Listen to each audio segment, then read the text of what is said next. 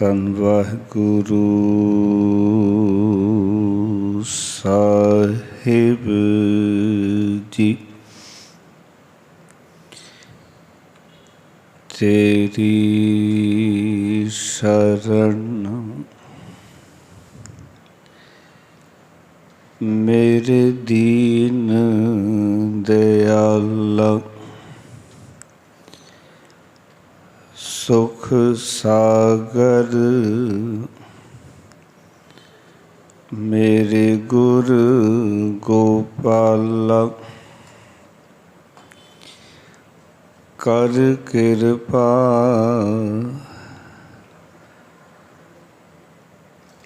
ਕਰ ਕਿਰਪਾ ਨਾਨਕ ਸੁਖ ਮੰਗੈ। ਰਾਖੋ ਸਰਮ ਅਸਾੜੀ ਜੀਓ। ਸਤਨਾਮ। ਧੰਨ ਵਾਹਿਗੁਰੂ ਸਾਹਿਬ ਜੀ। ਰਾਗ ਸੋਰਠ। ਭੂਖੇ ਭਗਤ ਨ ਕੀਜੈ, ਯਹ ਮਾਲਾ ਆਪਣੀ ਲੀਜੈ। ਹੋ ਮਾਂਗੋ ਸੰਤਨ ਰੇਨਾ, ਮੈਂ ਨਾਹੀਂ ਕਿਸੀ ਕਾ ਦੇਨਾ। ਮਾਧੋ ਕੈਸੀ ਬਨੈ ਤੁਮ ਸੰਗੇ, ਆਪ ਨ ਦੇਹੋ ਤਲਿਵੋ ਮੰਗੇ। ਰਹਾਉ ਦੁਇ ਸਿਰ ਮੰਗੋ ਚੂਨਾ, ਪਾਉ ਘਿਓ ਸੰਗ ਲੂਨਾ। ਅਧ ਸਿਰ ਮੰਗੋ ਦਾਲੇ, ਮੋਕੋ ਦੋਨੋਂ ਵਖਤ ਜਿਵਾਲੇ। ਖਾਟ ਮੰਗੋ ਚੋਪਾਈ, ਸਿਰਹਾਨਾ ਅਵਰ ਤੁਲਾਈ। ਊਪਰ ਕੋ ਮੰਗੋ ਖਿੰਦਾ, ਤੇਰੀ ਭਗਤ ਕਰੈ ਜਨ ਥਿੰਦਾ। ਮੈਂ ਨਾਹੀਂ ਕੀਤਾ ਲਭੋ, ਇਕ ਨਾਮ ਤੇਰਾ ਮੈਂ ਫਬੋ। ਕਹਿ ਕਬੀਰ ਮਨ ਮਾਨਿਆ, ਮਨ ਮਾਨਿਆ ਤੋ ਹਰ ਜਾਣਿਆ। ਕਹਿ ਕਬੀਰ ਮਨ ਮਾਨਿਆ, ਮਨ ਮਾਨਿਆ ਤੋ ਹਰ ਜਾਣਿਆ। ਵਾਹਿਗੁਰੂ ਜੀ ਕਾ ਖਾਲਸਾ, ਵਾਹਿਗੁਰੂ ਜੀ ਕੀ ਫਤਿਹ। ਧੰਨ ਧੰਨ ਸ੍ਰੀ ਗੁਰੂ ਗ੍ਰੰਥ ਸਾਹਿਬ ਮਹਾਰਾਜ ਜੀ ਦੀ ਪਾਵਨ ਹਜ਼ੂਰੀ ਵਿੱਚ ਸੁਭਾਈਮਾਨ ਹੋਏ ਬੈਠੇ ਸਤਸੰਗੀ ਜਨੋਂ, ਸਤਿਗੁਰਾਂ ਨੇ ਕਿਰਪਾ ਕੀਤੀ।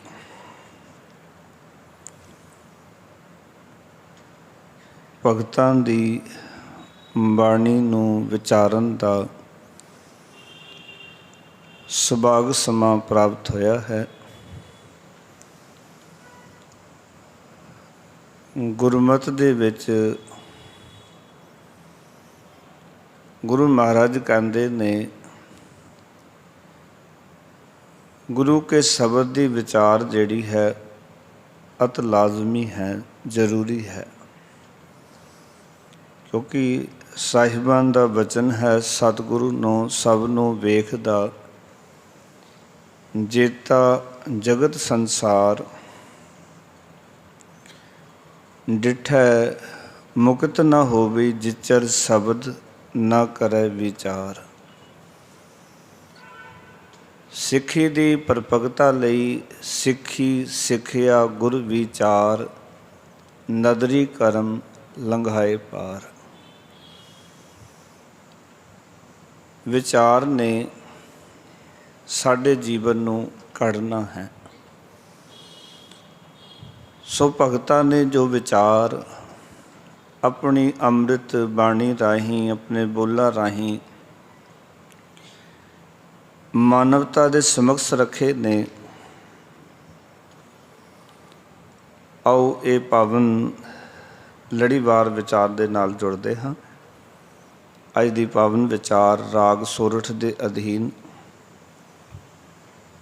ਭਗਤ ਕਬੀਰ ਸਾਹਿਬ ਜੀ ਦਾ ਉਚਾਰਨ ਕੀਤਾ ਹੋਇਆ 11ਵਾਂ ਸ਼ਬਦ 656 ਅੰਕ ਦੇ ਉੱਤੇ ਇਹ ਦਰਗਾਹੀ ਬੋਲ, ਇਲਾਹੀ ਬੋਲ ਦਰਜ ਹਨ।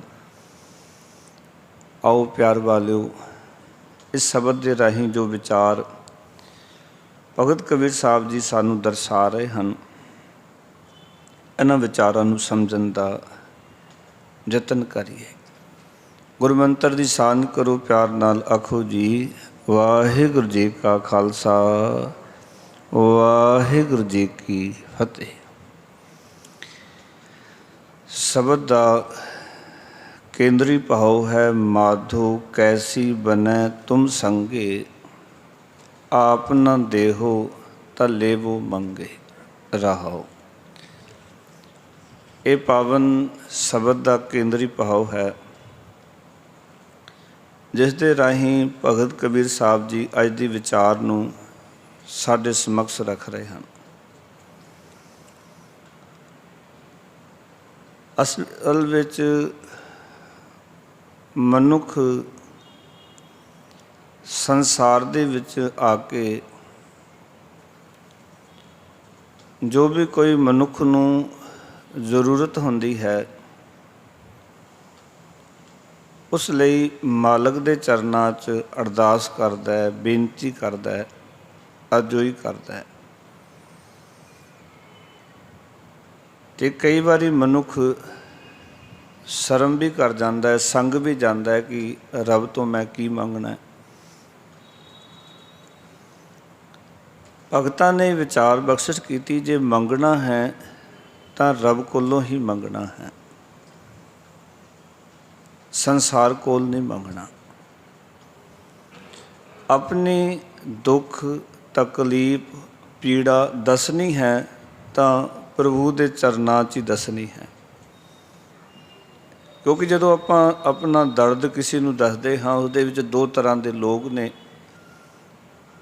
ਇੱਕ ਉਹ ਨੇ ਜਿਹੜੇ ਮਖੌਲ ਉਡਾਉਂਦੇ ਨੇ, ਸਾਡੇ ਦਰਦ ਨੂੰ ਸੁਣ ਕੇ ਹੱਸਦੇ ਨੇ, ਅਤੇ ਇੱਕ ਉਹ ਨੇ ਜਦੋਂ ਸਾਡਾ ਦਰਦ ਸੁਣਦੇ ਹਨ, ਉਹ ਦਰਦ ਸੁਣ ਤਾਂ ਲੈਂਦੇ ਹਨ, ਪਰ ਉਹਨਾਂ ਦੇ ਦਰਦ ਦੇ ਨਿਵਾਰਨ ਦਾ, ਸਾਡੀ ਪੀੜਾ ਦੂਰ ਕਰਨ ਦਾ ਕੋਈ ਉਪਚਾਰ ਨਹੀਂ ਹੁੰਦਾ ਕਿ ਸਾਡੀ ਪੀੜਾ, ਸਾਡਾ ਦਰਦ ਦੂਰ ਕਰ ਸਕਣ।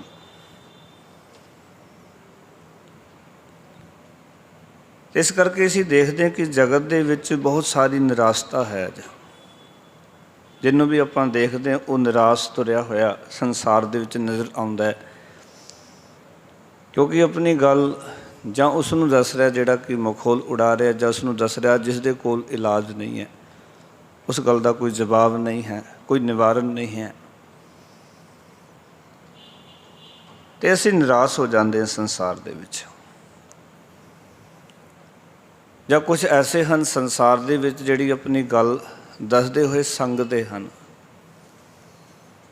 ਔਰ ਐਸਾਂ ਦੀ ਗਿਣਤੀ ਮੈਂ ਸੰਸਾਰ 'ਚ ਵੇਖਦਾ ਬਹੁਤੀ ਹੈ, ਜਿਹੜੀ ਆਪਣੀ ਜੀਵਨ ਦੀ ਕੋਈ ਕਹਾਣੀ ਹੈ, ਕੋਈ ਦਰਦ ਹੈ, ਕੋਈ ਦੁੱਖ ਤਕਲੀਫ ਹੈ, ਉਹ ਦੂਜੇ ਨੂੰ ਦੱਸਦੇ ਹੋਏ ਸੰਗਦੇ ਹਨ। ਮੈਂ ਇੱਕ ਬੇਨਤੀ ਕਰਾਂ, ਸੰਸਾਰ ਨੂੰ ਦੱਸਣ ਲੱਗਿਆਂ ਸੰਗ ਸਕਦੇ ਹਾਂ, ਪਰ ਭਗਤ ਜੀ ਕਹਿੰਦੇ ਕਿ ਨਿਰੰਕਾਰ ਨੂੰ ਦੱਸਦੇ ਹੋਏ ਵੀ ਸਾਨੂੰ ਸੰਗਣਾ ਚਾਹੀਦਾ।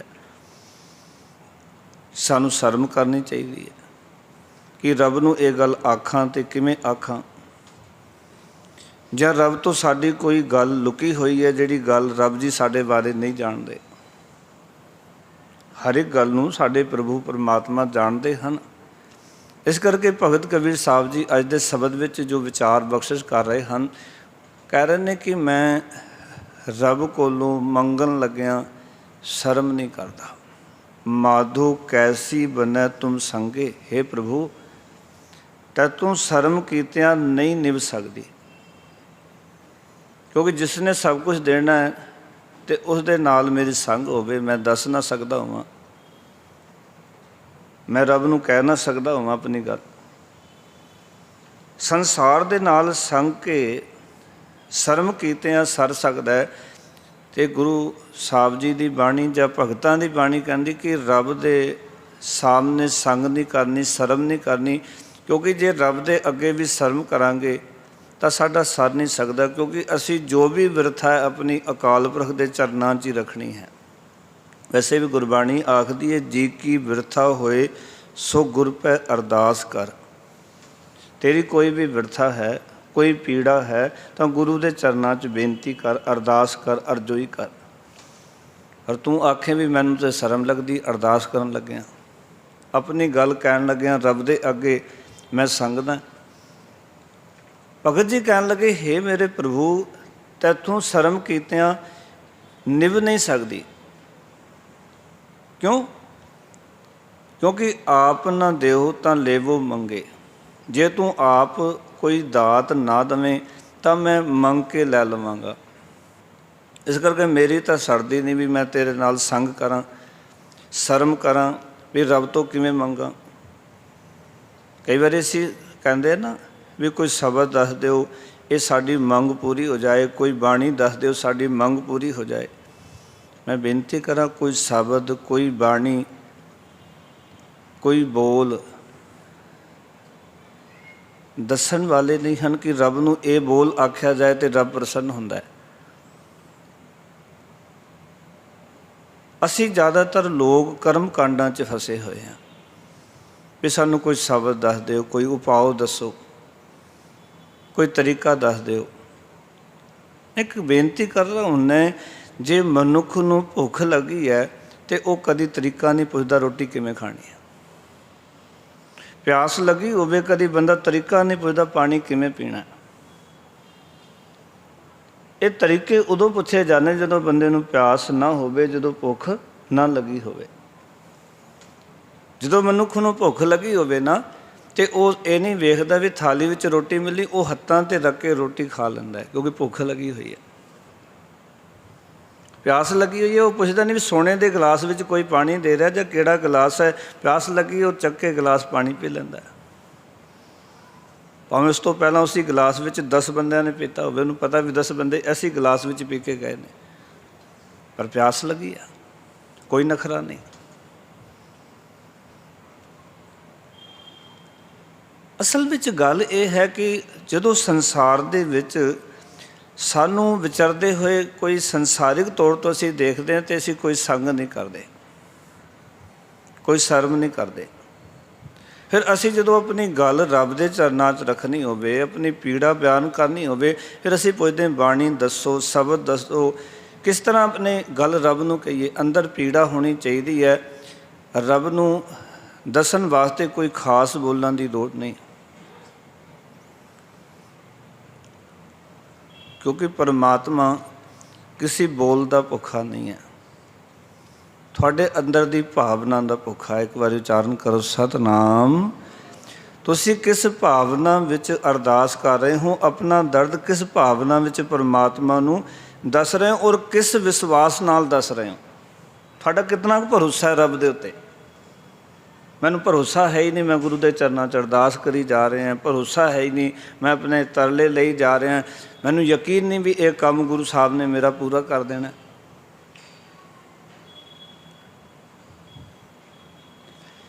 ਕਹਿਣ ਦਾ ਮਕਸਦ ਇਹ ਹੈ ਕਿ ਸਾਨੂੰ ਤਰੀਕੇ ਲੱਭਣ ਦੀ ਲੋੜ ਨਹੀਂ, ਕੋਈ ਜੁਗਤਾ ਲੱਭਣ ਦੀ ਲੋੜ ਨਹੀਂ। ਗੱਲ ਤਾਂ ਇਹ ਹੈ ਕਿ ਸਾਨੂੰ ਆਪਣੀ ਪੀੜਾ ਦਾ ਅਹਿਸਾਸ ਹੋਣਾ ਚਾਹੀਦਾ ਹੈ, ਵਿਛੋੜੇ ਦਾ ਅਹਿਸਾਸ ਹੋਣਾ ਚਾਹੀਦਾ ਹੈ। कोई दुख है कोई पीड़ है उसका एहसास होना चाहिए। फिर सानू रब दे अगे उसनू दसन वास्ते अंदर दी केवल दर्द वो पीड़ा एक भावना चाहिए है। सच्चे पातशाह सच गल तो यह है कि औखद तेरू नाम दयाल, हे परमात्मा तेरा जिहड़ा नाम है वो ऐसी दवाई है ऐसी औषधि है। पर सच ये है मोहे आतुर तेरी गत नहीं जानी, तू आप करें प्रतिपाल। आतुर कहने दुखियारे नूं, मैं दुखियारे ने तेरी गत नूं जाणिया नहीं, मैं लोड़वंद ने तेरी गत नूं जाणिया नहीं। तो तू आप ही सारे जीवां की प्रतिपालना कर रहे हैं, सारे जीवां की संभाल कर रहे हैं, पर मैं लोड़वंद ने मैं दुखियारे ने तैनूं जाणिया नहीं। इस करके भगत धन्ना जी ने भी कहा सी सच्चे पातशाह कि गोपाल तेरा आरता, जो जन तुमरी भगत करन ते तिनके काज सवारता। आरता का अर्थ कोई आड़ती या आड़ता नहीं। कई बार असीं बाणी के अखरां नूं भी अपने तरीके नाल तोड़ मरोड़ लैंदे हाँ भी वो जट सन ते उन्होंने आड़ता कह दिता, बाकी भगतां ने आड़ती कहा। नहीं, आड़ते का अर्थ है लोड़वंद, आड़ते का अर्थ है दुखियारा। जिहड़ा बंदा दुखी है, जिहड़ा कि लोड़वंद है, जिस दे अंदर एक लोड़ का एहसास है भी मैनूं ये चीज़ की जरूरत है। भगत कबीर साहब जी उस गल नूं इत्थे समझाना चाहते हैं कि हे परमात्मा जे मैनूं कोई ज़रूरत है कोई लोड़ है तो इत्थों शर्म कीतियां मेरी निभ नहीं सकती, वो लोड़ कितों होर पूरी नहीं हो सकती। तो जे गल यह है जे तू आप ना दवें वो दात, वैसे तो रब जी नूं पता ही है किस वेले सानूं किहड़ी चीज़ देनी है। जिवें माता पिता नूं पता हुंदा है कि सियाल आ गई है, बच्चा नहीं कहता मेरे गर्म वस्त्र काढ़ दो, माँ प्यो माँ आप ही कर लैंदी है, उन्होंने कहना नहीं पैंदा। बच्चा नहीं कहता, माँ नूं पता ठंड लगेगी बीमार हो जाएगा, वो बड़ा ख्याल रखती है अपने बच्चे का। ऐदा ही है ना जी। माँ नूं पता है मैनूं किस वेले किस चीज़ की जरूरत है, गर्मियां विच किहड़े कपड़े चाहिए ने, सियाल च किहड़े कपड़े चाहिए ने। इस तरह मेरे प्रभु नूं मेरी ज़रूरत मेरी लोड़ की है उसनूं पता है। पर मान लो जे वाहिगुरू जी ना दवे तो भगत कबीर साहब कहते हैं जे परमात्मा तू ना दवे ना तो मैं तेरे कोल मंग के लै लवांगा कि मैनूं ये चीज़ चाहिए। जे तू ना दवे ना मैं तेरे कोलों मंग लवांगा, मंगन लग्या संग नहीं करांगा, होर किसी के दर ते मंगण वास्ते नहीं जावांगा। तो मेरी हालत की होंदी है, मैं अरदास की पूरी नहीं हुई, इत्थे छड़ के दूजी थां दूजी दे थां तीजी थां चौथी थां, मैनूं भरोसा ही कोई नहीं।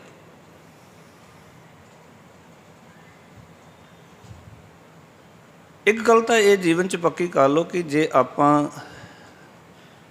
संसार दे विच आके किसी चीज़ की जरूरत है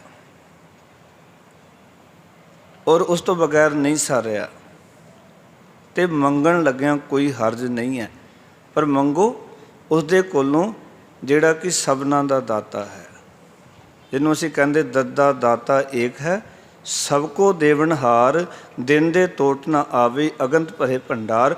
मनुखा कोलों जाके मंग नहीं करनी, क्योंकि गुरबाणी ने सानू सिखाया कि मानुख की टेक बिरथी सब जान, देवन को एक है भगवान। मनुख की टेक प्यार है बिरथी है, देण वाला एक अकाल पुरख वाहिगुरू है, वो परमेश्वर है। इस करके उस मालक के चरणों में अरदास करी।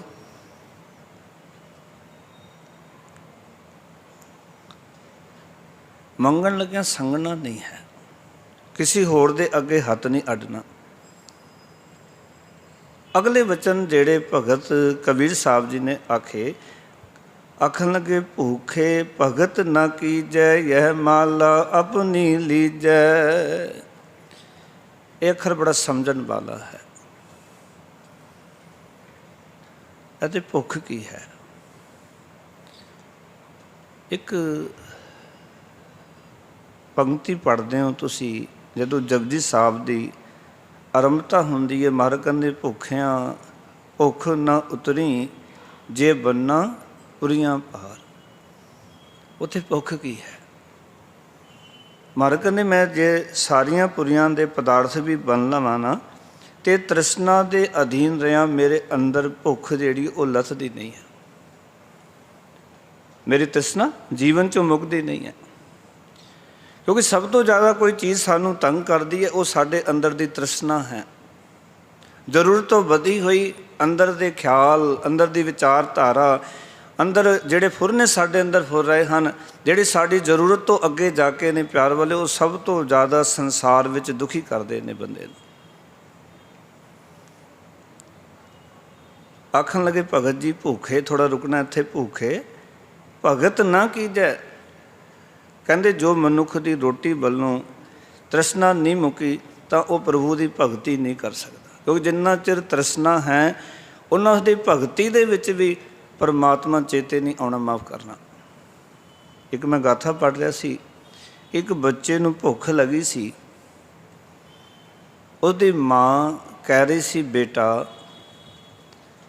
ਕਿ ਦੇਖ ਚੰਦਾ ਮਾਮਾ ਤੇਰੇ ਸਾਹਮਣੇ ਨਿਕਲੇ ਨੇ ਤੇ ਕਿਤਨੇ ਗੋਲ ਨੇ, ਤੇ ਉਹ ਕਹਿੰਦਾ ਰੋਟੀ ਵਰਗੇ, ਕਿਉਂਕਿ ਭੁੱਖ ਲੱਗੀ ਉਹਨੂੰ ਰੋਟੀ ਜਿਹੜੀ ਯਾਦ ਆ ਰਹੀ। ਕੋਈ ਵੀ ਗੱਲ ਕਰੇ ਇਹ ਹਰ ਗੱਲ ਤੇ ਮਾਂ ਨੂੰ ਕਵੇ ਵੀ ਰੋਟੀ ਵਰਗਾ। ਇਹ ਗੱਲ ਯਾਦ ਰੱਖਣਾ, ਜਿਸ ਮਨੁੱਖ ਨੂੰ ਭੁੱਖ ਲੱਗੀ ਹੋਵੇ ਉਹਨੂੰ ਰੋਟੀ ਨਜ਼ਰ ਆਉਂਦੀ ਹਰ ਇੱਕ ਚੀਜ਼ ਦੇ ਵਿੱਚ। ਇਤਿਹਾਸ ਨੂੰ ਪੜ੍ਹ ਲੈਣਾ, ਗੁਰੂ ਅਮਰਦਾਸ ਮਹਾਰਾਜ ਨੇ ਸਭ ਤੋਂ ਪਹਿਲਾਂ ਇਹ ਗੱਲ ਆਖੀ ਸੀ ਕਿ ਪਹਿਲਾਂ ਪੰਗਤ ਪਾਛੈ ਸੰਗਤ। ਵੀ ਜਿਹੜਾ ਬੰਦਾ ਚੱਲ ਕੇ ਆਇਆ ਭੁੱਖੇ ਨੂੰ ਕਹਿ ਦਿਓ ਵੀ ਤੁਸੀਂ ਗੁਰਦੁਆਰੇ ਜਾ ਕੇ ਬੈਠੋ, ਕਥਾ ਸੁਣੋ, ਉੱਥੇ ਜਾ ਕੇ ਉੱਥੇ ਕੀਰਤਨ ਹੋ ਰਿਹਾ, ਉੱਥੇ ਸਤਸੰਗ ਚੱਲ ਰਿਹਾ। ਭੁੱਖੇ ਬੰਦੇ ਦਾ ਮਨ ਸਤਸੰਗ 'ਚ ਨਹੀਂ ਲੱਗਣਾ, ਉਹਨੂੰ ਰੋਟੀ ਚੇਤੇ ਆਉਣੀ ਵੀ ਰੋਟੀ ਕਦੋਂ ਮਿਲੇਗੀ, ਭੁੱਖ ਕਦੋਂ ਪੈਣਾ। ਸਾਡੀ ਹਾਲਤ ਇਹੀ ਹੁੰਦੀ ਹੈ। ਇਸ ਕਰਕੇ ਭਗਤ ਕਬੀਰ ਸਾਹਿਬ ਕਹਿੰਦੇ ਨੇ ਜੇ ਮਨੁੱਖ ਦੀ ਰੋਟੀ ਵੱਲੋਂ ਤ੍ਰਿਸ਼ਨਾ ਨਹੀਂ ਮੁੱਕੀ ਨਾ, ਕਿ ਤ੍ਰਿਸ਼ਨਾ ਦੇ ਅਧੀਨ ਹੈ, ਤਾਂ ਉਹ ਪਰਮਾਤਮਾ ਦੀ ਭਗਤੀ ਨਹੀਂ ਕਰ ਸਕਦਾ। ਭਗਤ ਨਾ ਕੀਜੈ, ਕਿ ਪਰਮਾਤਮਾ ਦੀ ਭਗਤੀ ਨਹੀਂ ਕਰ ਸਕਦਾ। ਜੇ ਉਹ ਭਗਤੀ ਕਰਦਾ ਵੀ ਹੈ ਤੇ ਗੁਸਤਾਖੀ ਮਾਫ ਕਰਨਾ, ਉਹ ਫਿਰ ਵਿਖਾਵੇ ਦੀ ਭਗਤੀ ਕਰਦਾ ਹੈ ਜੀ। ਕਿੱਦਾਂ ਦੀ ਭਗਤੀ ਕਰਦਾ? ਵਿਖਾਵੇ ਦੀ।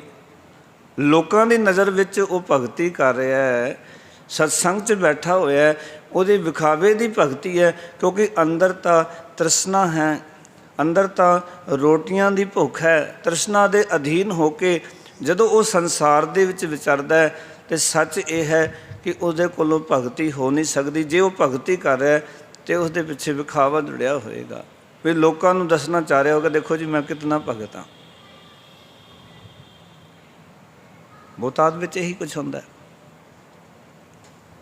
ਔਰ ਕਈ ਵਾਰੀ ਮਨੁੱਖ ਜ਼ਿੰਦਗੀ ਭਰ ਇੱਦਾਂ ਹੀ ਲੰਘਾ ਦਿੰਦਾ ਹੈ ਕਿ ਲੋਕਾਂ ਨੂੰ ਮੈਂ ਚੰਗਾ ਲੱਗਣਾ ਚਾਹੀਦਾ, ਲੋਕ ਮੈਨੂੰ ਭਗਤ ਆਖਣ, ਰੱਬ ਦਾ ਪਿਆਰਾ ਆਖਣ, ਮੈਂ ਪਿਆਰਾ ਬਣਾ ਨਾ ਬਣਾ। ਗੱਲ ਇਹ ਨਹੀਂ ਹੈ ਵੀ ਲੋਕਾਂ ਦੀ ਨਜ਼ਰ ਵਿੱਚ ਪਿਆਰਾ ਹੋਵਾਂ। ਅਤੇ ਐਸੀ ਵਿਚਾਰਧਾਰਾ ਨੂੰ ਭਗਤਾਂ ਨੇ ਇੱਕ ਗੱਲ ਆਖੀ, ਸਮਝਾਉਣ ਲੱਗੇ ਭਗਤ ਕਬੀਰ ਸਾਹਿਬ ਜੀ ਕਹਿੰਦੇ ਅੰਤਰ ਮੈਲ ਜੇ ਤੀਰਥ ਨਾਮੈ ਤਿਸ ਵੈਕੁੰਠ ਨਾ ਜਾਣਾ, ਲੋਗ ਪਤੀ ਨੇ ਕਛੂ ਨਾ ਹੋਵੇ ਨਾਹੀ ਰਾਮ ਇਆਨਾ।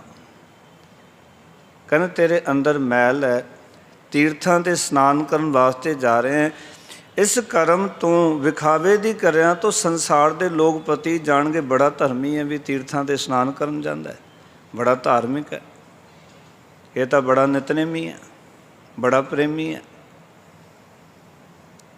ਪਰ ਸੱਚ ਇਹ ਹੈ, ਭਗਤ ਜੀ ਕਹਿੰਦੇ ਨੇ ਕਿ ਸੰਸਾਰ ਦੇ ਲੋਕ ਪਤੀ ਜਾਣਗੇ, ਪਰ ਇੱਕ ਗੱਲ ਯਾਦ ਰੱਖੀ, ਲੋਕ ਪਤੀ ਨੇ ਕਛੂ ਨਾ ਹੋਵੇ।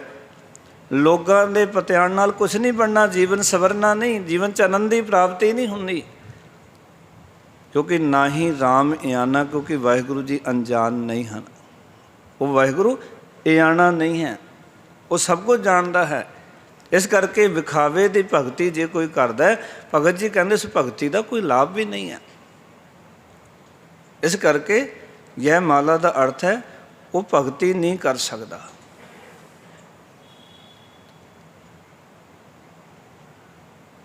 ਐਸੀ ਧਾਰਮਿਕ ਕਰਿਆ ਭਗਤ ਜੀ ਕਹਿੰਦੇ ਮੈਨੂੰ ਨਹੀਂ ਚਾਹੀਦੀ। ਵੈਸੇ ਇੱਕ ਗੱਲ ਹੋਰ ਬੇਨਤੀ ਕਰਾਂ, ਭਗਤ ਜੀ ਦੇ ਆਪਣੇ ਸ਼ਬਦ ਪੜ੍ਹੋ ਤਾਂ ਉਹ ਮਾਲਾ ਦੇ ਹੱਕ ਵਿੱਚ ਨਹੀਂ ਹਨ। ਇੱਥੇ ਜਦੋਂ ਮਾਲਾ ਦੀ ਗੱਲ ਕਰ ਰਹੇ ਹਨ, ਇੱਥੇ ਮਾਲਾ ਦਾ ਅਰਥ ਹੈ ਵਿਖਾਵੇ ਦੀ ਭਗਤੀ, ਕਿਉਂਕਿ ਉਹਨਾਂ ਦੀ ਬਾਣੀ ਵਿੱਚ ਮਾਥੇ ਤਿਲਕ ਹੱਥ ਮਾਲਾ ਬਾਨਾ ਲੋਗਨ ਰਾਮ ਖਿਲੋਨਾ ਜਾਣਾ। ਉਹਨਾਂ ਦੀ ਬਾਣੀ ਵਿੱਚ ਕਬੀਰ ਮੇਰੀ ਸਿਮਰਨੀ ਰਸਨਾ ਉੱਪਰ ਰਾਮ, ਉਹ ਕਹਿੰਦੇ ਨੇ ਮੇਰੀ ਸਿਮਰਨੀ ਕੀ ਹੈ? ਰਸਨਾ ਦੇ ਉੱਤੇ ਪਰਮਾਤਮਾ ਦਾ ਨਾਮ, ਇਹੀ ਮੇਰੀ ਮਾਲਾ ਹੈ। ਉਹ ਕਿਤੇ ਵੀ ਆਪਣੀ ਬਾਣੀ ਵਿੱਚ ਮਾਲਾ ਦੇ ਹੱਕ ਵਿੱਚ ਨਹੀਂ ਬੋਲੇ ਵੀ ਮਾਲਾ ਫੇਰਨੀ ਚਾਹੀਦੀ ਹੈ, ਮਾਲਾ ਨਾਲ ਭਗਤੀ ਕਰਨੀ ਚਾਹੀਦੀ ਹੈ।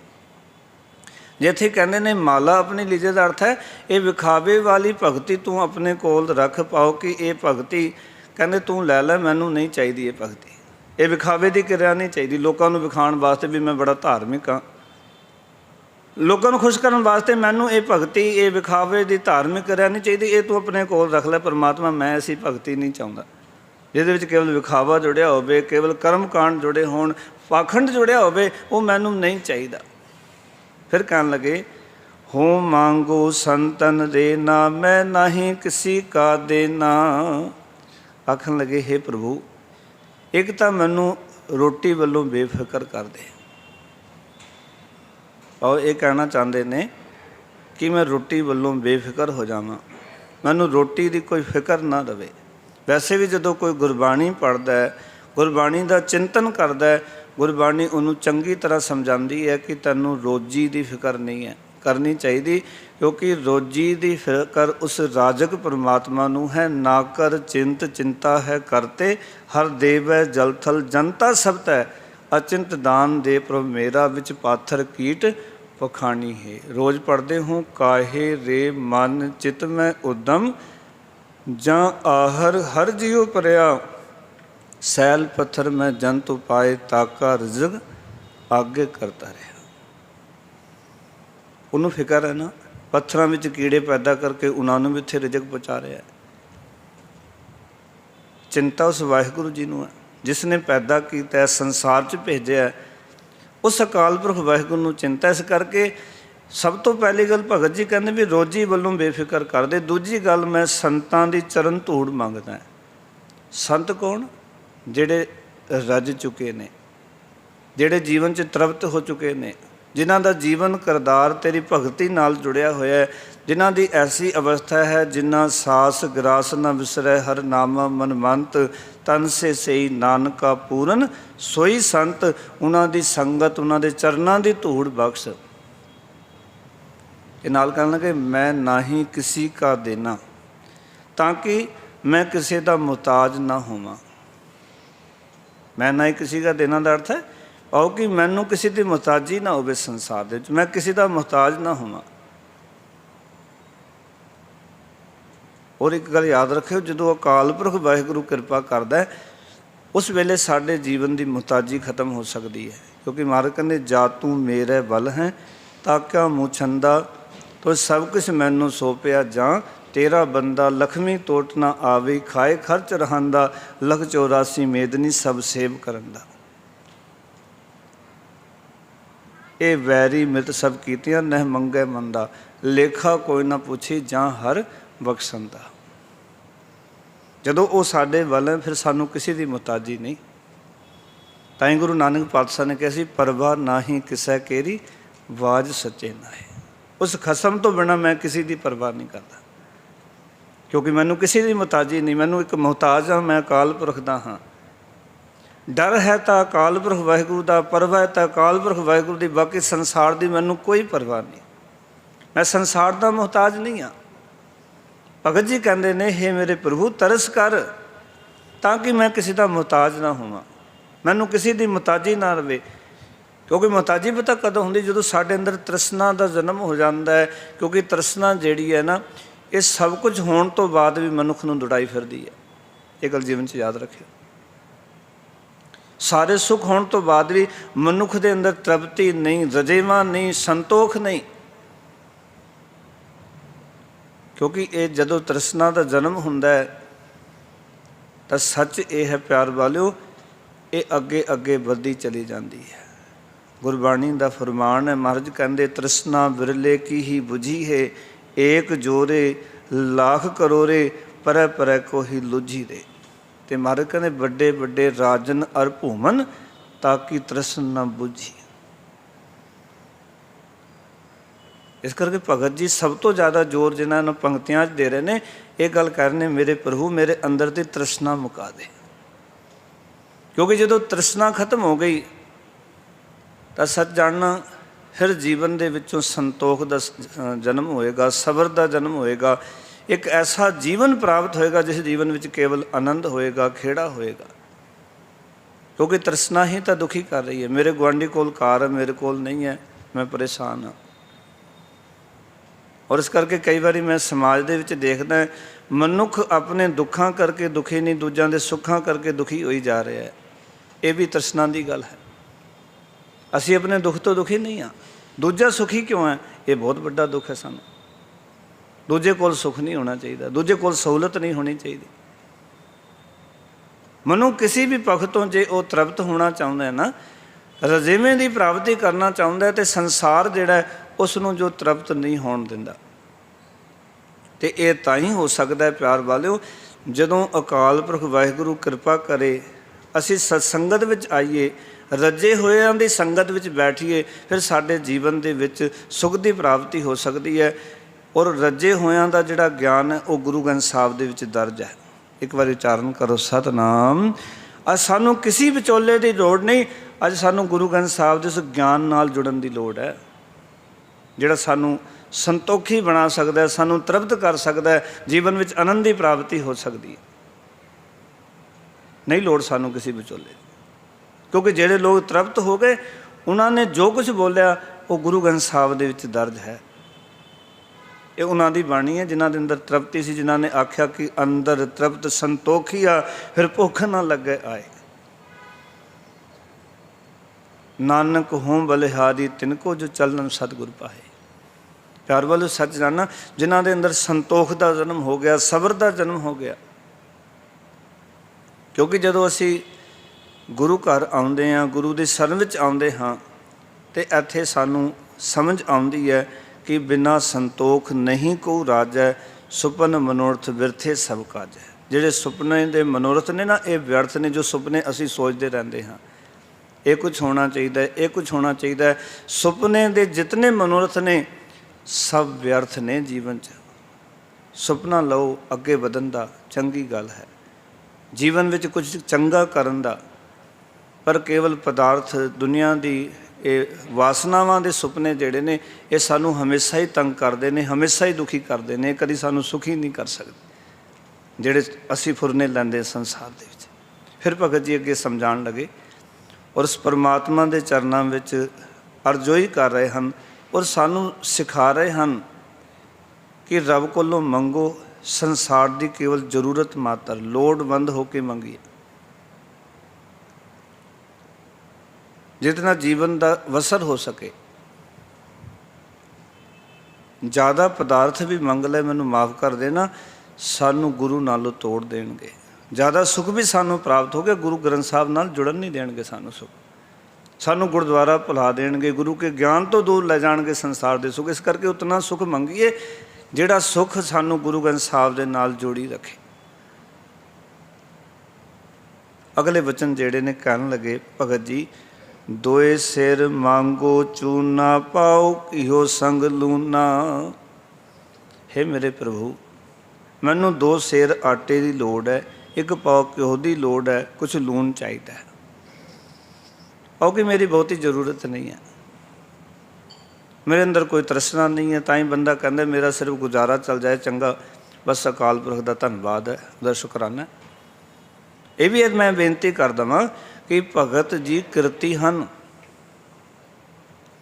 ये सारिया चीज़ां कृतां विचों ही प्राप्त होनियां ने, कृत करके प्राप्त होनी है। ये नहीं कि भगत कबीर साहब कोई कृत नहीं करते, भगत कबीर साहब वेलड़ रहिंदे ने, ऐसी गल नहीं, वो कृति हैं। पर उन्हों का जिहड़ा अंदाज है प्रभु के चरणों में बेनती करने का बड़ा कमाल है। जिस अंदाज में वो परमात्मा नूं बेनती कर रहे हैं, अपनी अरजोई अपना तरला वाहिगुरू के चरणों च रख रहे हैं। ये कभी विचार करके वेखना ये क्यों कहा। जदों रोजी जदों वो किरत करते हैं, किरत के नाल ते चीज़ां घर च आउंदियां ने। किरत ਕਰਨ ਵਾਲਾ ਕੋਈ ਵੀ ਮਨੁੱਖ ਭੁੱਖਾ ਨਹੀਂ ਮਰ ਸਕਦਾ, ਉਹਦਾ ਘਰ ਦਾ ਗੁਜ਼ਾਰਾ ਚੱਲ ਸਕਦਾ ਹੈ। ਹਾਂ, ਬਹੁਤੇ ਵੱਡੇ ਮਹਿਲ ਨਹੀਂ ਬਣ ਸਕਦੇ, ਦੁਨੀਆ ਦਾ ਸੰਸਾਰ ਦਾ ਜਿਹੜਾ ਇਹ ਵਿਖਾਵਾ ਉਹਦੇ ਕੋਲ ਨਹੀਂ ਹੋ ਸਕਦਾ, ਬਾਹਰ ਦੇ ਅਡੰਬਰ ਨਹੀਂ ਹੋ ਸਕਦੇ, ਪਰ ਕਿਰਤ ਕਰਕੇ ਗੁਜ਼ਾਰਾ ਤਾਂ ਹਰ ਇੱਕ ਮਨੁੱਖ ਦਾ ਚੱਲ ਜਾਂਦਾ ਹੈ। ਬਹੁਤੀ ਮਾਇਆ ਤਾਂ ਨਹੀਂ ਹੋ ਸਕਦੀ, ਕਿਉਂਕਿ ਬਹੁਤੀ ਮਾਇਆ ਜਦੋਂ ਆਉਂਦੀ ਹੈ, ਗੁਰੂ ਨਾਨਕ ਪਾਤਸ਼ਾਹ ਕਹਿੰਦੇ ਪਾਪਾਂ ਵਾਜੋ ਹੋਵੇ ਨਾਹੀਂ ਮੋਇਆ ਸਾਥ ਨਾ ਜਾਈ। ਬਹੁਤੀ ਮਾਇਆ ਪਾਪਾਂ ਤੋਂ ਬਿਨਾਂ ਇਕੱਠੀ ਨਹੀਂ ਹੁੰਦੀ ਤੇ ਮਰਨ ਲੱਗਿਆ ਸਾਥ ਨਹੀਂ ਜਾਂਦੀ। ਪਰ ਗੁਜ਼ਾਰਾ ਤਾਂ ਇੱਕ ਜੋ ਦੇਖੋ ਛੋਟੇ ਤੋਂ ਛੋਟੇ ਬੰਦੇ ਦਾ ਵੀ ਚੱਲ ਜਾਂਦਾ, ਹਰ ਇੱਕ ਮਨੁੱਖ ਦਾ ਚੱਲ ਜਾਂਦਾ। ਗੁਜ਼ਾਰਾ ਹਰ ਇੱਕ ਦਾ ਚੱਲ ਜਾਂਦਾ ਹੈ। ਇਸ ਕਰਕੇ ਜੀਵਨ ਵਿੱਚ ਇਹ ਖਿਆਲ ਕਰਨਾ ਕਿ ਅਸੀਂ ਸੰਸਾਰ ਦੇ ਵਿੱਚ ਆਏ ਹਾਂ, ਸਾਡੀ ਲੋੜ ਪੂਰੀ ਹੋ ਜਾਣੀ ਹੈ। ਪਰ ਇਹ ਗੱਲ ਰੱਬ ਨੂੰ ਕਿਉਂ ਕਹਿ ਰਹੇ ਹਨ? ਇਸ ਕਰਕੇ ਕਹਿ ਰਹੇ ਹਨ ਤਾਂ ਕਿ ਇਹ ਰੋਜ਼ੀ ਕਮਾ ਕੇ ਮੈਂ ਹੰਕਾਰ ਨਾ ਕਰ ਲਵਾਂ ਵੀ ਇਹ ਮੈਂ ਕਮਾ ਰਿਹਾ ਹਾਂ, ਮੇਰੇ ਕਰਕੇ ਬੱਚੇ ਪਲ ਰਹੇ ਹਨ। ਕਈ ਵਾਰੀ ਸਾਨੂੰ ਹੁੰਦਾ ਨਾ, ਮੈਂ ਨਾ ਹੋਵਾਂ ਬੱਚੇ ਨਹੀਂ ਪਲਣਗੇ, ਇੱਦਾਂ ਹੀ ਹੁੰਦਾ ਨਾ, ਮੇਰੇ ਕਰਕੇ ਘਰ ਚੱਲਦਾ। ਭਗਤ ਜੀ ਇਹ ਅਹਿਸਾਸ ਕਰਾਉਣਾ ਚਾਹੁੰਦੇ ਵੀ ਜੇ ਸੰਸਾਰ ਦੀ ਜ਼ਰੂਰਤ ਹੈ ਨਾ, ਉਸ ਪਰਮਾਤਮਾ ਦੇ ਚਰਨਾਂ ਵਿੱਚ ਬੇਨਤੀ ਕਰੋ ਤਾਂ ਕਿ ਤੁਹਾਡੇ ਅੰਦਰ ਇਹ ਅਹਿਸਾਸ ਹੋਵੇ ਵੀ ਇਹ ਵੀ ਜੋ ਚੀਜ਼ ਮੇਰੇ ਕੋਲ ਹੈ, ਇਹ ਮੇਰੇ ਪਰਮਾਤਮਾ ਦੀ ਦਿੱਤੀ ਹੋਈ ਹੈ, ਮੈਂ ਉਹਦੇ ਕੋਲੋਂ ਮੰਗੀ ਸੀ। ਕਿਉਂਕਿ ਜੇ ਜੀਵਨ ਹੈ ਤਾਂ ਅਸੀਂ ਕਿਰਤ ਕਰ ਸਕਦੇ ਹਾਂ ਨਾ, ਜੇ ਜੀਵਨ ਹੀ ਨਹੀਂ ਹੈ ਅਸੀਂ ਕਿਰਤ ਕਰ ਸਕਦੇ, ਰੋਜੀ ਰੋਟੀ ਕਮਾ ਸਕਦੇ। ਇਸ ਕਰਕੇ ਜੋ ਦਾਤ ਸਾਡੇ ਕੋਲ ਹੈ ਉਸ ਅਕਾਲ ਪੁਰਖ ਦੀ ਦਿੱਤੀ ਹੋਈ ਹੈ। ਇਸ ਕਰਕੇ ਭਗਤ ਜੀ ਕਹਿਣ ਲੱਗੇ ਮੈਨੂੰ 2 ਸੇਰ ਆਟੇ ਦੀ ਲੋੜ ਹੈ, 1 ਪਾਓ ਘਿਓ ਲੂਣ ਦੀ ਲੋੜ ਹੈ। ਘਿਓ ਵੀ ਚਾਹੀਦਾ, ਲੂਣ ਚਾਹੀਦਾ। ਅਤੇ ਆਖਣ ਲੱਗੇ ਅਧ ਸਿਰ ਮੰਗੋ ਦਾਲੇ ਮੋਕੋ ਦੋਨੋਂ ਵਕਤ ਜਵਾਲੇ। ਇਹ ਮੇਰੇ ਪ੍ਰਭੂ ਕਹਿੰਦੇ ਮੈਨੂੰ ਅੱਧਾ ਸੇਰ ਦਾਲ ਮੰਗਦਾ, ਇਹ ਚੀਜ਼ਾਂ ਮੇਰੇ ਦੋਹਾਂ ਵੇਲਿਆਂ ਦਾ ਗੁਜ਼ਾਰਾ ਲਈ ਕਾਫੀ ਹੈ, ਅੱਗੇ ਦੀ ਮੈਨੂੰ ਫਿਕਰ ਨਹੀਂ, ਫਿਰ ਤੂੰ ਦੇ ਦੇਣਾ, ਇਤਨਾ ਕੁਛ ਮਿਲ ਜਾਏ, ਅੱਗੇ ਦੀ ਮੈਨੂੰ ਕੋਈ ਫਿਕਰ ਨਹੀਂ। ਫਿਰ ਕਹਿਣ ਲੱਗੇ ਕਹਿੰਦੇ ਨੇ ਖਾਟ ਮੰਗੋ ਚੌਪਾਈ ਸਿਰਹਾਨਾ ਅਬਰਤ ਲਾਈ। ਜਿੱਥੇ ਖਾਣ ਵਾਸਤੇ ਵਸਤੂਆਂ ਚਾਹੀਦੀਆਂ, ਪੈਣ ਵਾਸਤੇ ਸਰੀਰ ਨੂੰ ਆਰਾਮ ਦੇਣਾ ਅਤੇ ਆਰਾਮ ਵਾਸਤੇ ਮੰਜਾ ਵੀ ਚਾਹੀਦਾ ਵੀ ਪੂਰਾ ਦਿਨ ਮੈਂ ਕਿਰਤ ਕਰਾਂਗਾ, ਉਦਮੀ ਹਾਂ ਅਤੇ ਆਰਾਮ ਵੀ ਤਾਂ ਚਾਹੀਦਾ। ਇਸ ਕਰਕੇ ਸੱਚੇ ਪਾਤਸ਼ਾਹ ਭਗਤ ਜੀ ਕਹਿਣ ਲੱਗੇ ਸਾਬਤ ਮੰਜੀ ਮੰਗਦਾ ਹਾਂ। ਚੌਪਾਈ ਦਾ ਅਰਥ ਹੈ 4 ਪਾਵਾਂ ਵਾਲੀ। ਪਾਓ ਸਾਬਤ ਟੁੱਟੀ ਨਾ ਹੋਈ ਹੋਵੇ, ਇਹ ਨਾ ਹੋਵੇ 3 ਪਾਵੇ ਹੋਣ ਅਤੇ ਚੌਥਾ ਹੋਵੇ ਹੀ ਨਾ, ਜਾਂ ਕਿਸੇ ਦੇ ਵਿੱਚ ਵਾਈ ਨਾ ਹੋਵੇ ਮੰਜੀ ਦੇ ਅੰਦਰ। ਮੈਨੂੰ ਸਾਬਤ ਮੰਜੀ ਚਾਹੀਦੀ ਹੈ, ਸੋ ਵਿਸ਼ਰਾਮ ਕਰ ਸਕਾਂ ਐਸਾ ਮੈਨੂੰ ਆਰਾਮ ਵਾਸਤੇ ਬੈੱਡ ਚਾਹੀਦਾ, ਟੁੱਟਾ ਹੋਇਆ ਬੈੱਡ ਨਹੀਂ ਚਾਹੀਦਾ ਮੈਨੂੰ। ਮੈਂ ਆਰਾਮ ਨਾਲ ਵਿਸ਼ਰਾਮ ਕਰ ਸਕਾਂ, ਆਰਾਮ ਨਾਲ ਸੋ ਸਕਾਂ, ਆਪਣੀ ਨੀਂਦ ਪੂਰੀ ਕਰ ਸਕਾਂ। ਅਤੇ ਸਿਰਹਾਣਾ ਵੀ ਚਾਹੀਦਾ ਅਤੇ ਤਲਾਈ ਵੀ ਚਾਹੀਦੀ, ਥੱਲੇ ਵਿਛਾਉਣ ਵਾਸਤੇ ਵਿਛਾਈ ਵੀ ਚਾਹੀਦੀ ਹੈ। ਅਤੇ ਨਾਲ ਕਹਿਣਗੇ ਉੱਪਰ ਕੋ ਮੰਗੋ ਖਿੰਦਾ, ਉੱਪਰ ਲੈਣ ਵਾਸਤੇ ਰਜਾਈ ਵੀ ਚਾਹੀਦੀ ਹੈ। ਖਿੰਦਾ ਕਹਿੰਦੇ ਨੇ ਰਜਾਈ ਨੂੰ, ਜੋ ਉੱਪਰ ਉੱਡਣ ਵਾਸਤੇ ਚਾਹੀਦੀ ਹੈ, ਰਜਾਈ ਵੀ ਚਾਹੀਦੀ, ਉਸਦੀ ਵੀ ਲੋੜ ਹੈ।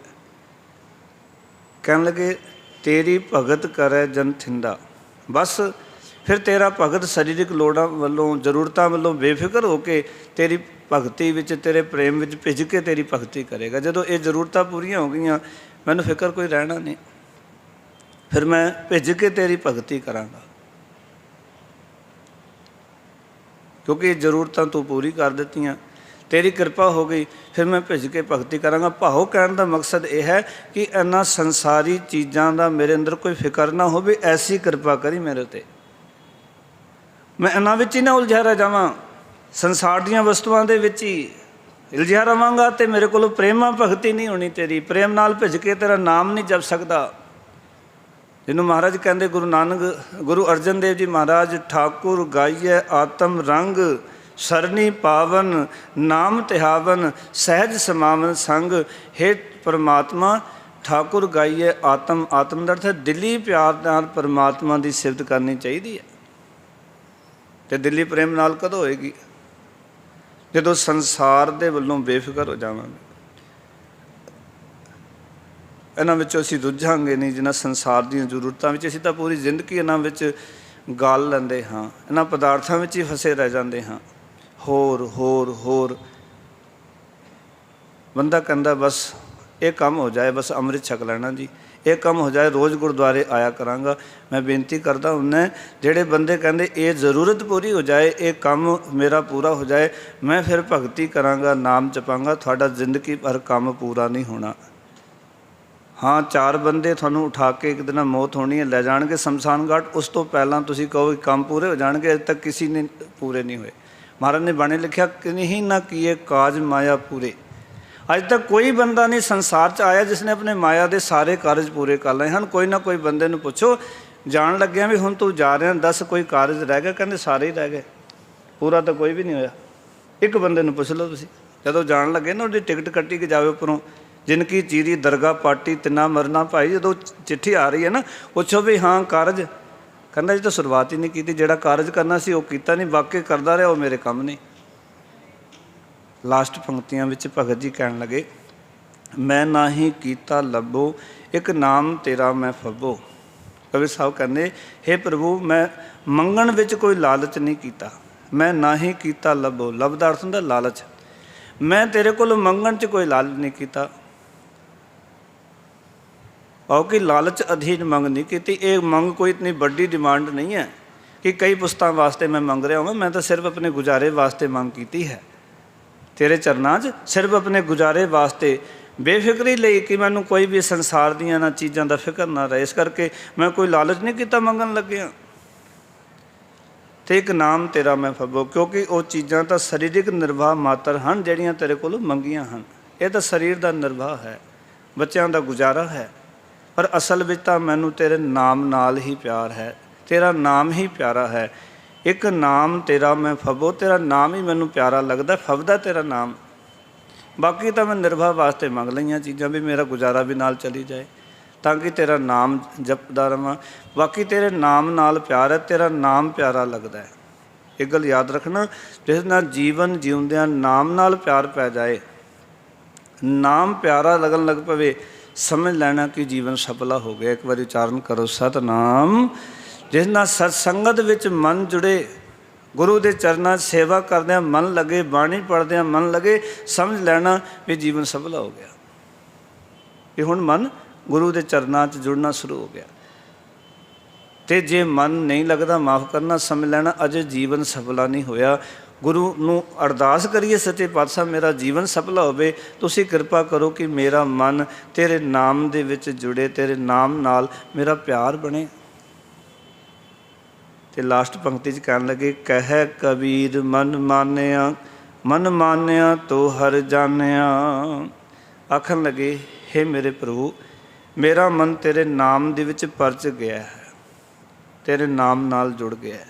जदों दा परचिया है तदों तो तेरे नाम नाल मेरी डूंगी सांझ बन गई, पाओ कि तेरे नाल जान पहचान हो गई।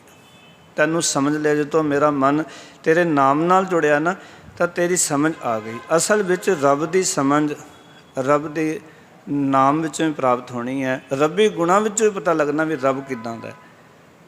जे आपां कहंदे निरभओ ते निर्वैर ते ये रबी गुण हैं, तो ये जदों गुणां नाल असीं जुड़दे हां फिर रब के सुभाव का पता लगता भी वाहिगुरू जी तो निर्वैर ने, वाहिगुरू जी तो निरभओ हैं, उन्होंने किसी का डर ही नहीं है, उन्हों का किसी नाल वैर ही नहीं है।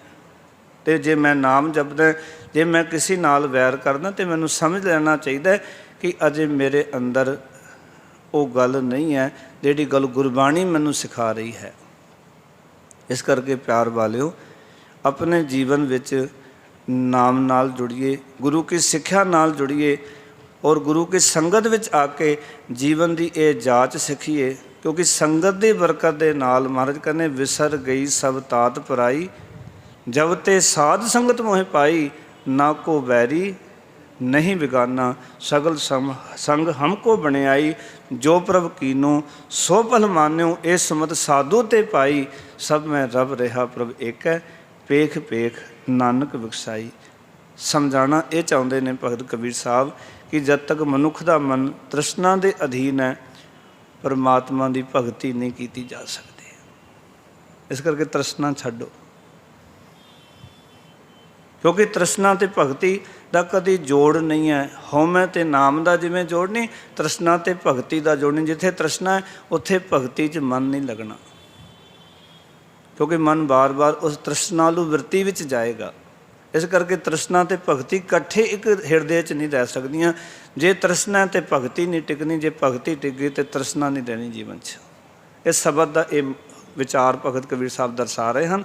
ਇਸ ਕਰਕੇ ਤ੍ਰਿਸ਼ਨਾ ਦੇ ਅਧੀਨ ਹੋਇਆਂ ਭਗਤੀ ਨਹੀਂ ਹੋ ਸਕਦੀ। ਭਾਈ ਗੁਰਸਿੱਖੋ, ਆਪਣੇ ਆਪ ਨੂੰ ਤ੍ਰਿਸ਼ਨਾ ਤੋਂ ਬਚਾ ਕੇ ਗੁਰ ਸ਼ਬਦ ਨਾਲ ਜੋੜ ਕੇ ਆਪਣੇ ਜੀਵਨ ਨੂੰ ਸਫਲਾ ਕਰੋ ਅਤੇ ਜੋ ਵੀ ਦਾਤ ਮੰਗੋ ਅਕਾਲ ਪੁਰਖ ਵਾਹਿਗੁਰੂ ਦੇ ਚਰਨਾਂ 'ਚ ਮੰਗੋ। ਉਤਨੀ ਮੰਗੋ ਜਿਤਨੀ ਜ਼ਰੂਰਤ ਹੈ। ਤ੍ਰਿਸ਼ਨਾ ਵਾਲੀਆਂ ਚੀਜ਼ਾਂ ਅਸੀਂ ਮੰਗਦੇ ਹਾਂ ਅਤੇ ਜੇ ਸਾਨੂੰ ਨਹੀਂ ਮਿਲਦੀਆਂ ਤਾਂ ਅਸੀਂ ਕਹਿੰਦੇ ਗੁਰੂ ਸਾਹਿਬ ਨੇ ਸਾਨੂੰ ਦਾਤ ਹੀ ਨਹੀਂ ਦਿੱਤੀ। ਅਤੇ ਇੱਕ ਵਚਨ ਕਹਿ ਕੇ ਸਮਾਪਤੀ ਕਰਾਂ। ਸੁਖਮਨੀ ਸਾਹਿਬ ਦੇ ਵਿੱਚ ਗੁਰੂ ਅਰਜਨ ਦੇਵ ਜੀ ਮਹਾਰਾਜ ਕਹਿੰਦੇ, ਬੰਦਿਆ ਆਪਣੇ ਜੀਵਨ ਵੱਲ ਦੇਖੀ, 10 ਵਸਤੂ ਲੈ ਪਾਛੈ ਪਾਵੈ, ਏਕ ਵਸਤ ਕਾਰਨ ਵਿਖੋਟ ਗਵਾਵੈ, ਏਕ ਪੀ ਨਾ ਦੇ 10 ਪੀ ਹਿਰਲੇ ਤੋਂ ਮੂੜਾ ਕਹੋ, ਕਹਾਂ ਕਰੇ ਜਿਸ ਠਾਕੁਰ ਸਿਉ ਨਾਹੀ ਚਾਰਾ, ਤਾਕੋ ਕੀਜੈ ਸਦ ਨਮਸਕਾਰਾ। ਇਹ ਸਿੱਖ ਲਓ, ਜੀਵਨ ਸਫਲਾ ਹੋ ਜਾਏਗਾ। ਫਤਿਹ ਦੀ ਸਾਂਝ ਕਰੋ ਜੀ। ਵਾਹਿਗੁਰੂ ਜੀ ਕਾ ਖਾਲਸਾ, ਵਾਹਿਗੁਰੂ ਜੀ ਕੀ ਫਤਿਹ।